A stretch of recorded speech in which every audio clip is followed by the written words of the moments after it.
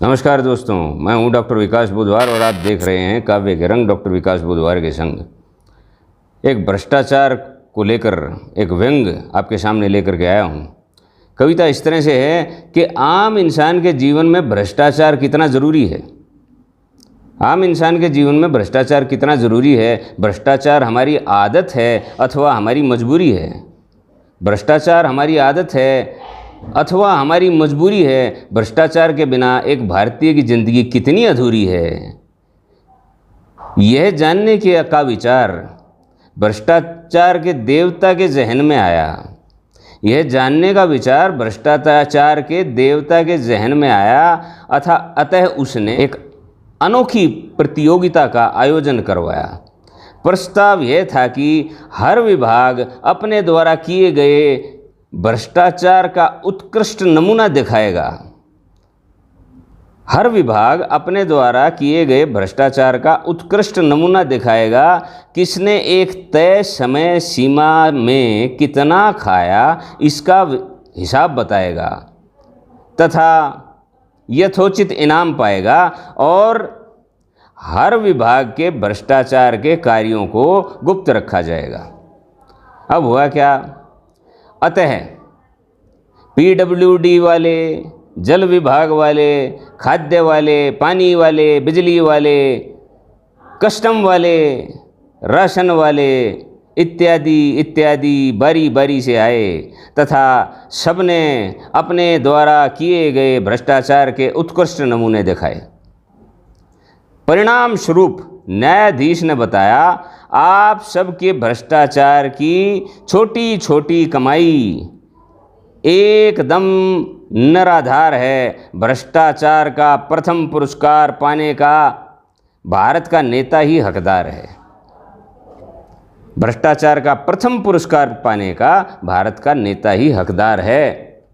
कोई भी व्यक्ति भ्रष्टाचार इसलिए कर पाता है क्योंकि उसकी काली कमाई का एक हिस्सा उसके नेता के पास जाता है।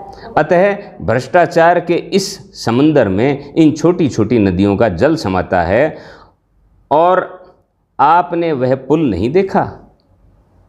आपने वह पुल नहीं देखा कैसे बनने से पहले ही गिरा था, भरभराया था।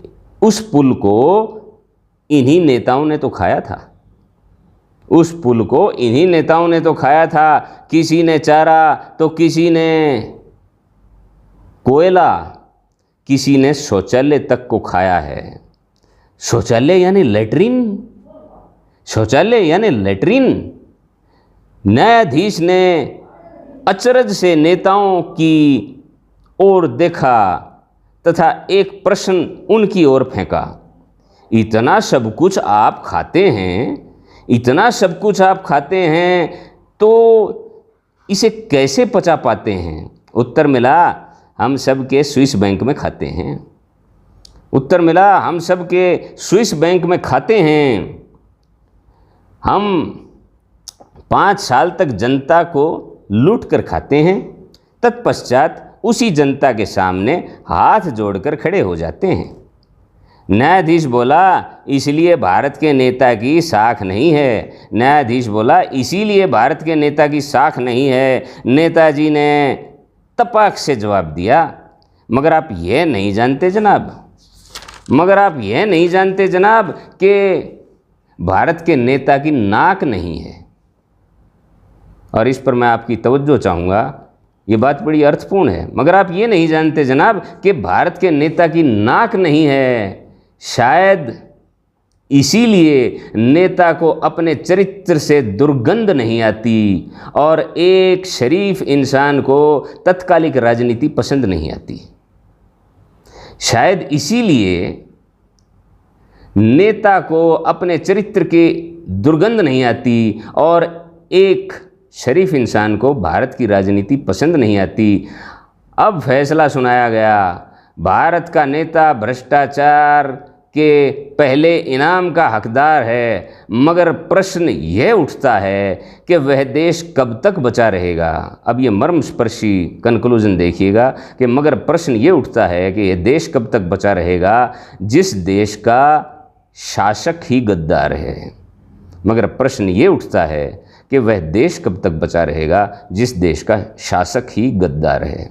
दोस्तों, अगर मेरी ये प्रस्तुति आपको पसंद आई हो तो वीडियो को लाइक दीजिए, चैनल को सब्सक्राइब कीजिए और अपनी कमेंट देना ना भूलिए। घंटी के चिन्ह को भी दबा दीजिए जिससे मेरी नवीनतम प्रस्तुतियों की जानकारी आपको समय से मिलती रहे। धन्यवाद।